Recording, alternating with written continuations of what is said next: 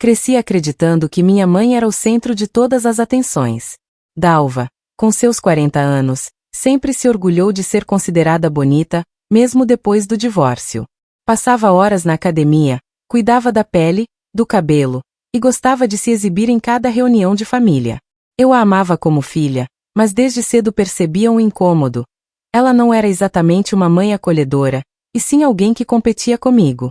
Quando adolescente, eu notava seus olhares críticos para minhas roupas, suas comparações veladas sobre quem recebia mais elogios. Ela parecia se alimentar do reconhecimento alheio, enquanto eu tentava construir minha própria identidade através dos estudos.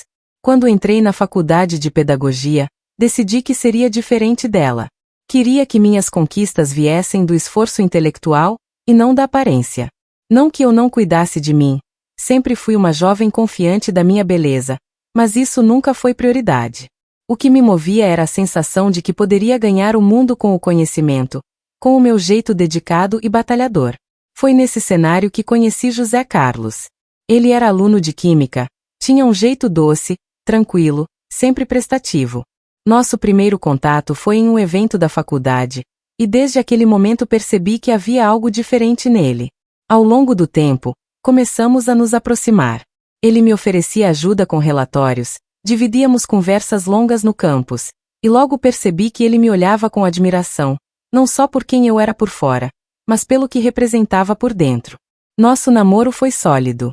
Estudávamos lado a lado, trocávamos sonhos sobre o futuro, planejávamos trabalhar em escolas, fazer concursos, construir uma vida juntos. José sempre me tratou com respeito e carinho, jamais me deu motivos para desconfiar dele. Quando, 3 anos depois, ele me pediu em noivado, senti que havia alcançado o início do meu conto de fadas particular. A festa de noivado foi simples, mas cheia de emoção. Amigos próximos e familiares estavam lá. Minha mãe, como sempre, roubou a cena com um vestido justo, maquiagem impecável e aquele ar de mulher que parecia ter saído de uma revista. Eu estava feliz demais para me incomodar naquele momento. Recebi abraços, parabéns, e no olhar de José Carlos eu via apenas amor. O que eu não imaginava era que, dias depois, esse brilho se transformaria em dor. Tudo aconteceu em uma visita casual à casa de minha mãe. Eu e José fomos levar alguns convites para parentes que ainda não tínhamos encontrado. A casa dela era sempre organizada de maneira exagerada, com móveis impecáveis, vasos de flores artificiais espalhados pela sala e um perfume adocicado que impregnava cada canto. Deixei José conversando na sala e fui buscar umas roupas que tinha esquecido no varal nos fundos. Quando retornei, passando pelo corredor, ouvi risadinhas vindas da cozinha. Curiosa, me aproximei. Foi quando vi a cena que mudou minha vida.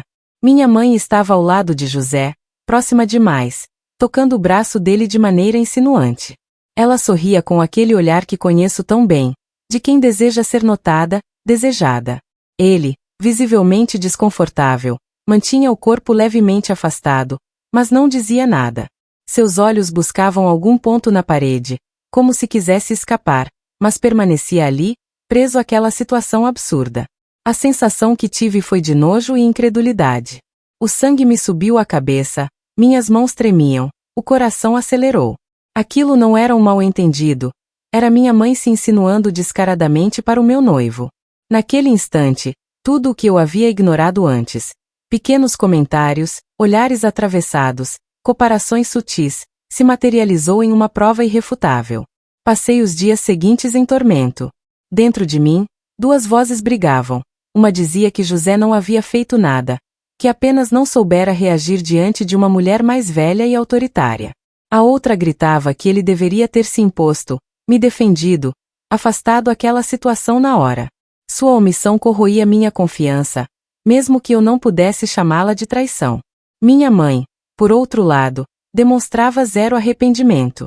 Quando tentei falar sobre o que vi, ela tratou como se fosse uma brincadeira, diminuindo a gravidade. Para ela, era apenas natural que um homem tão jovem e atraente pudesse se encantar por ela, e mais natural ainda que ela se permitisse insinuar. Chegou a dizer que José precisava de uma mulher mais bonita, mais experiente, insinuando que eu não era suficiente para ele. Suas palavras foram como punhaladas. Além disso, havia uma frieza assustadora em sua postura. Parecia acreditar que eu deveria me sentir orgulhosa pelo fato de meu noivo ter atraído sua atenção. A partir daí, minha mente virou um campo de batalha. Revivia o olhar constrangido de José, sua falta de reação, suas mãos inquietas sem saber o que fazer. Ao mesmo tempo, lembrava das risadas debochadas da minha mãe e de sua voz venenosa dizendo que algum dia ele iria me trair. A confiança que eu tinha em meu relacionamento se partiu como um vidro. Não suportei. Apesar de José Carlos reafirmar seu amor, eu estava envenenada pela dúvida.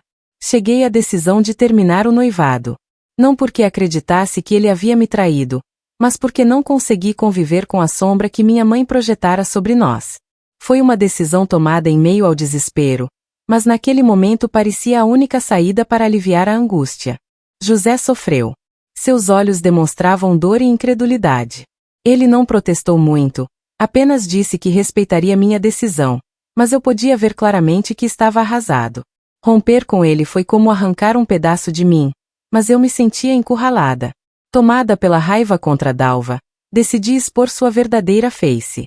Guardei mensagens que tínhamos trocado, nas quais ela admitia sem pudor sua postura. Em uma delas, dizia que se José a quisesse, ela teria aceitado, e que eu deveria me orgulhar por ter alguém tão desejável ao meu lado. Usei essas provas para revelar à família o que havia acontecido. Pela primeira vez, minhas tias e primos enxergaram minha mãe sem a máscara de perfeição. Recebeu críticas, perdeu parte do prestígio, e a farsa desmoronou. Por um breve momento, senti um alívio. Mas logo depois veio o vazio. O peso da decisão que tomei me atingiu em cheio. Eu não só havia exposto minha mãe, como também destruído meu noivado. Comecei a me perguntar se não havia sido injusta com José, se não teria transferido para ele a dor que Dalva me causará. Passei a relembrar nosso namoro, as tardes de estudo, os pequenos gestos de carinho, a paciência com minhas inseguranças. Ele nunca havia me dado motivo para desconfiar. A omissão naquele episódio foi o único erro, mas talvez fosse compreensível diante da situação constrangedora. Eu o condenei por não ter reagido como eu esperava. Mas será que eu mesma teria conseguido, no lugar dele? Cheguei a procurá-lo novamente, tomada pelo arrependimento. Quis explicar que minha decisão havia sido precipitada, que ainda o amava, que queria reconstruir o que destruí. Ele me ouviu, mas estava ferido. Disse que precisava de tempo, pois não queria se ver como obstáculo entre mim e minha mãe. E foi aí que o desespero se transformou em solidão.